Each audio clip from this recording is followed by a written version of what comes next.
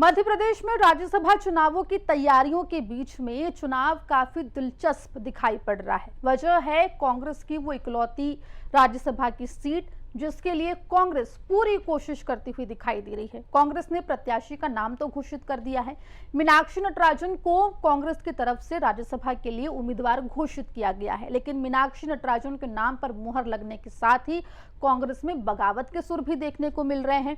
अब ऐसे में क्या कांग्रेस अपने विधायकों को एकजुट कर पाएगी या बगावत के चलते राहुल गांधी अपने उम्मीदवार को बदलेंगे, ये बड़ा सवाल है, क्योंकि अभी भी नामांकन में कुछ दिन बचे हुए हैं।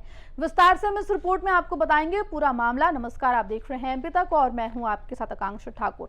देखिए, मध्य प्रदेश में राज्यसभा इलेक्शंस की तैयारियां जोरों से चल रही है, जहां एक तरफ बीजेपी ने अपने प्रत्याशियों के नाम की घोषणा के साथ दोनों प्रत्याशियों ने नामांकन कर लिया है, वहीं कांग्रेस के लिए सबसे बड़ी चुनौती फिलहाल अपने विधायकों को एकजुट करना दिखाई पड़ रही है, जिसके चलते मध्य प्रदेश के राज्यसभा चुनाव इस बार काफी दिलचस्प भी दिखाई पड़ रहे हैं। आपको बता दें कि जहां बीजेपी ने तरुण चुग और उनके साथ ही रजनीश अग्रवाल को राज्यसभा के लिए उम्मीदवार घोषित किया, जिसके बाद दोनों ने ही शनिवार को नामांकन भी दायर कर दिया। वहीं फिलहाल मध्य प्रदेश कांग्रेस एक तरफ अपने विधायकों को साथ लाने की कोशिश कर रही है, वहीं जो बगावत के सुर मध्य प्रदेश कांग्रेस से उभर के आ रहे हैं, उनको भी मैनेज करती हुई कांग्रेस दिखाई दे रही है। आपको बता दें कि जैसे ही कांग्रेस ने मीनाक्षी नटराजन का नाम राज्यसभा उम्मीदवार के तौर पर घोषित किया, सबसे पहले मध्य प्रदेश की राजधानी भोपाल की हुजूर विधानसभा सीट से पूर्व प्रत्याशी रहे नरेश ज्ञानचंदानी का सोशल मीडिया प्लेटफॉर्म एक्स पर एक पोस्ट आता है, जिसमें वो मीनाक्षी नटराजन को राज्यसभा का उम्मीदवार बनाए जाने को एक बड़ी चूक बताते हैं। इतना ही नहीं, कांग्रेस नेता दिग्विजय सिंह पर एक बार फिर भरोसा कायम करने की बात करते हैं और ये भी कहते हुए दिखाई देते हैं कि सिर्फ दिग्विजय सिंह ही हैं जो तमाम विधायकों को एकजुट कर सकते हैं। अब देखिए, अंकगणित की बात करें तो मध्य प्रदेश में कांग्रेस के पास इतने विधायक तो हैं जो मीनाक्षी नटराजन को राज्यसभा भेजने के लिए काफी है, लेकिन क्रॉस वोटिंग का खतरा मध्य प्रदेश में कांग्रेस विधायकों में सबसे ज्यादा मंडराता हुआ दिखाई दे रहा है, जिसके चलते आपको बता दें कि कांग्रेस ने अपने विधायक दल की बैठक भी बुलाई है। जानकारी के मुताबिक राज्यसभा चुनाव को देखते हुए कांग्रेस ने भोपाल में विधायक दल की एक महत्वपूर्ण बैठक बुलाई है। पार्टी ने सभी विधायकों की उपस्थिति अनिवार्य की है। बैठक में प्रदेश कांग्रेस अध्यक्ष जीतू पटवारी, नेता प्रतिपक्ष उमंग सिंघार और दूसरे वरिष्ठ नेता भी मौजूद रहेंगे। बैठक का मुख्य उद्देश्य विधायकों को एकजुट रखना और राज्यसभा चुनाव में किसी भी तरीके की क्रॉस वोटिंग की संभावना को समाप्त करना है। इतना ही नहीं, विधायकों को मतदान प्रक्रिया और चुनावी रणनीति के बारे में भी जानकारी इस बैठक के दौरान दी जाएगी, ऐसी खबर निकलकर सामने आ रही है। लेकिन इस बीच जिस तरीके से कांग्रेस के अलग अलग गुटों में मीनाक्षी नटराजन को चुने जाने के बाद नाराजगी देखने को मिल रही है, उसके बाद अब सवाल उठ रहा है कि क्या समय को भांपकर और तमाम समीकरणों को ध्यान में रखते हुए राहुल गांधी अपने उम्मीदवार का नाम बदल सकते हैं।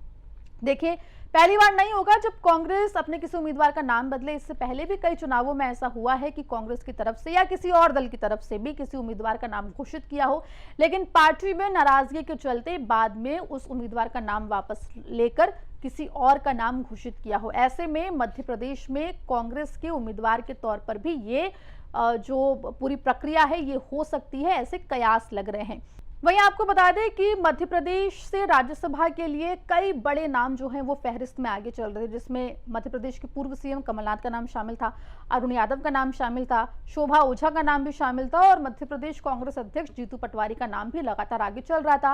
हालांकि सूत्रों के हवाले से जो खबर है उसके मुताबिक फिलहाल राहुल गांधी एक व्यक्ति एक पद के फॉर्मूले पर चल रहे हैं। इसकी वजह से जीतू पटवारी, क्योंकि मध्य प्रदेश के कांग्रेस के अध्यक्ष हैं, इसके चलते उनका नाम इस फहरिस्त से बाहर हो गया।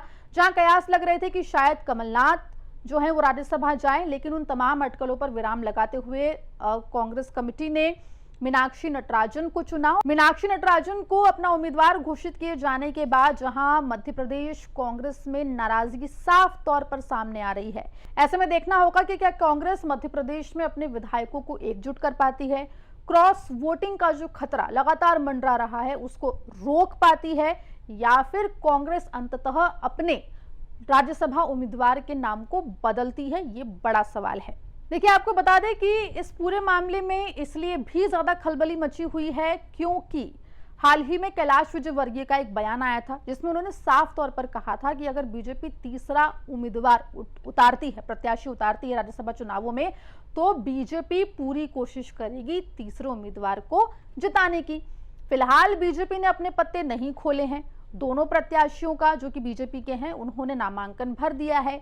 ऐसे में 8 जून अंतिम तारीख है नामांकन दायर करने की। क्या उससे पहले बीजेपी तीसरा उम्मीदवार उतारेगी या कांग्रेस अपने उम्मीदवार का नाम बदलेगी या अपने विधायकों को, अपने नेताओं को समझा बुझाकर एकजुट कर पाती है, ये देखने वाली बात होगी। लेकिन फिलहाल आपको बता दें कि मध्य प्रदेश में होने वाले राज्यसभा चुनाव काफी दिलचस्प हो रहे हैं, खासतौर पे तीसरी सीट को लेकर जिस तरीके के कयास लग रहे हैं, जिस तरीके की चुनौती देखी जा रही है और क्रॉस वोटिंग का जो खतरा लगातार मंडरा रहा है, उसके बाद ये चुनाव और ज्यादा दिलचस्प होते हुए दिखाई दे रहे हैं। ये भी आपको बता दें कि कांग्रेस में ही क्रॉस वोटिंग को लेकर इतने सवाल इसीलिए भी हो रहे हैं क्योंकि इससे पहले हरियाणा, उड़ीसा और बिहार में जब राज्यसभा के चुनाव हुए थे तब कांग्रेस विधायक ही क्रॉस वोट करते हुए दिखाई दिए थे।